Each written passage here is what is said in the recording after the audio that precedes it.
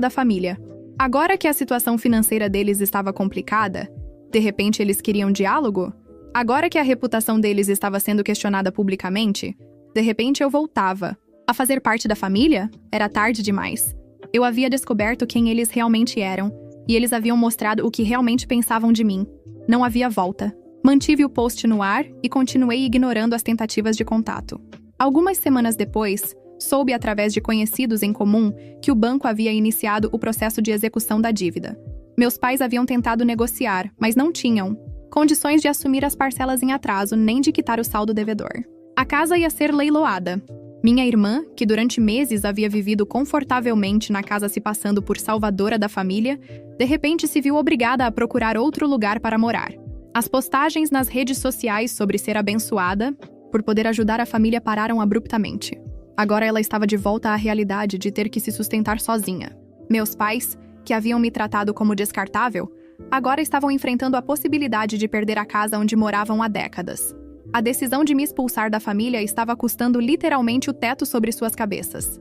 Durante todo esse processo, eu não senti nenhum pingo de culpa ou remorso. Pelo contrário, sentia uma sensação de justiça sendo feita. Durante anos, eu havia sido a filha responsável, a que sempre ajudava, a que sempre se sacrificava pela família. E, em troca, havia sido enganada, difamada e descartada. Agora eles estavam colhendo as consequências das próprias escolhas. Eles haviam escolhido me tratar mal. Haviam escolhido me expulsar da família. Haviam escolhido mentir sobre mim e me usar financeiramente. Todas as consequências que estavam enfrentando eram resultado direto dessas escolhas. Meses depois, soube que a casa foi efetivamente leiloada. Meus pais tiveram que se mudar para um apartamento pequeno alugado. Minha irmã teve que voltar a morar sozinha e se sustentar com o próprio trabalho. A dinâmica familiar que existia há anos, onde eu bancava as irresponsabilidades de todos, chegou ao fim. E eu, pela primeira vez em anos, estava vivendo apenas para mim mesma. Os R$4.600 que eu gastava mensalmente com o financiamento da casa deles agora eram investidos na minha própria vida. Consegui fazer uma reserva de emergência, investir em alguns cursos profissionais e até mesmo começar a planejar a compra da minha própria casa. Mais importante que a questão financeira, descobri o que era viver sem o peso constante de ser responsável pelos problemas de outras pessoas, sem a pressão de ter que resolver as crises da família, sem a frustração de ver meus esforços sendo desvalorizados, ou pior ainda, atribuídos a outras pessoas. Algumas pessoas me perguntaram se eu não me arrependi da decisão, se não senti falta da família, se não pensei em tentar uma reconciliação. Minha resposta é sempre a mesma. Como você sente falta de algo que nunca existiu de verdade? Eu pensava que tinha uma família que me amava e me valorizava. Descobri que tinha uma família que me via como uma fonte de recursos conveniente. Eu pensava que meus sacrifícios eram reconhecidos e apreciados. Descobri que eram vistos como obrigação e ainda por cima atribuídos a outras pessoas. A família que eu perdi nunca existiu. Era uma ilusão baseada na minha própria generosidade e na disposição deles de se aproveitarem dela. Quando essa dinâmica chegou ao fim, não sobrou nada real para ser perdido. Hoje, quase um ano depois de tudo isso, posso dizer que foi a melhor coisa que me aconteceu. Aprendi a me valorizar, aprendi a estabelecer limites, aprendi que generosidade sem reciprocidade não é virtude, é autossabotagem. Também aprendi que algumas pessoas só valorizam você enquanto você está sendo útil para elas. No momento que você para de servir aos interesses delas, você se torna descartável.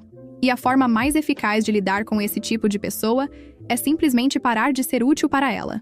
Minha irmã nunca admitiu que estava errada.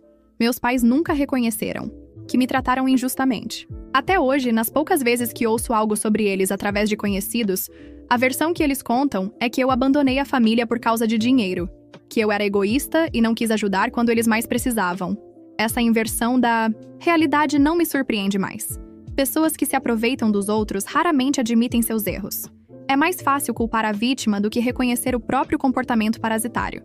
É mais confortável se fazer de coitado do que assumir a responsabilidade pelas próprias escolhas. Mas a verdade sempre vem à tona, mais cedo ou mais tarde.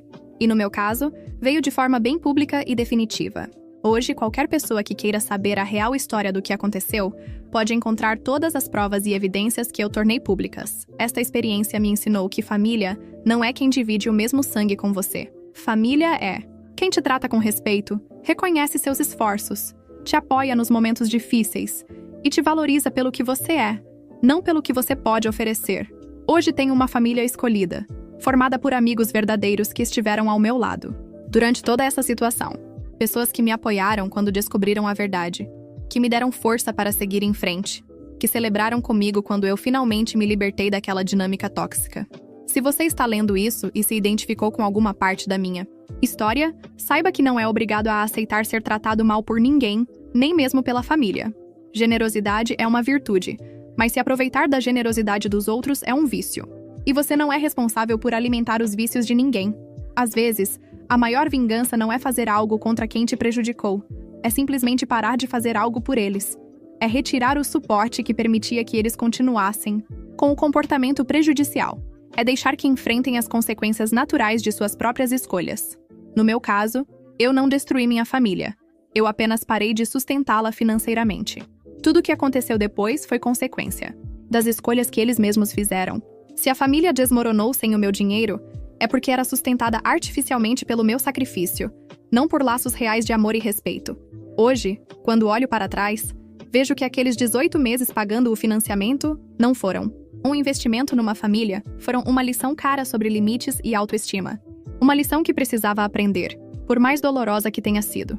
A ironia de toda essa situação é que, no final, eles conseguiram exatamente o que queriam. Se livraram de mim. A diferença é que também se livraram do meu dinheiro no processo.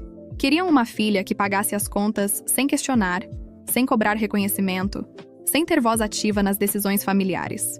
Quando descobriram que eu não era mais essa pessoa, me descartaram. O problema é que esqueceram de um detalhe importante. Eu não era apenas uma fonte de recursos. Eu era a fonte de recursos que mantinha toda aquela dinâmica funcionando. Sem mim, a casa de cartas desmoronou rapidamente. Hoje, quando vejo minha irmã nas redes sociais, ela voltou a postar sobre suas próprias conquistas. Trabalho novo, apartamento alugado, vida independente. Não menciona mais ser a salvadora da família. A narrativa heróica que ela havia construído simplesmente evaporou quando a realidade bateu na porta. Meus pais, pelo que sei, estão bem no apartamento alugado. Menores gastos, menos responsabilidades, uma vida mais simples. Talvez até seja melhor para eles, sem a pressão de manter uma casa grande que sempre foi grande demais para suas possibilidades financeiras reais. E eu aprendi a viver sem o peso de ser a filha responsável por todos.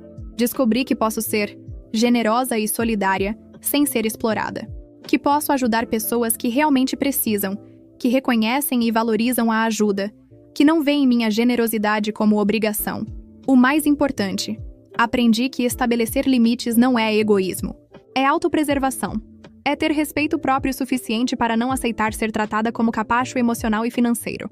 Esta história não é sobre vingança, embora possa parecer. É sobre consequências. É sobre o que acontece quando pessoas que se acostumaram a se aproveitar dos outros de repente perdem acesso ao que as sustentava. É sobre descobrir quem realmente está do seu lado quando você para de ser útil financeiramente. Se tem uma coisa que eu gostaria que outras pessoas aprendessem com a minha experiência, é esta. Observe como as pessoas te tratam quando você não pode ou não quer dar algo para elas. Essa é a medida real do apreço que sentem por você. Família verdadeira não desaparece quando o dinheiro acaba. Família verdadeira não mente sobre você para outras pessoas. Família verdadeira não te descarta quando você questiona comportamentos injustos. Família verdadeira reconhece seus sacrifícios, valoriza seus esforços e te trata com o respeito que você merece. Tudo o que eu fiz foi parar de financiar minha própria humilhação. O resto foram eles que fizeram sozinhos. E você, se estivesse no lugar dela, o que faria diferente? Deixe seu comentário.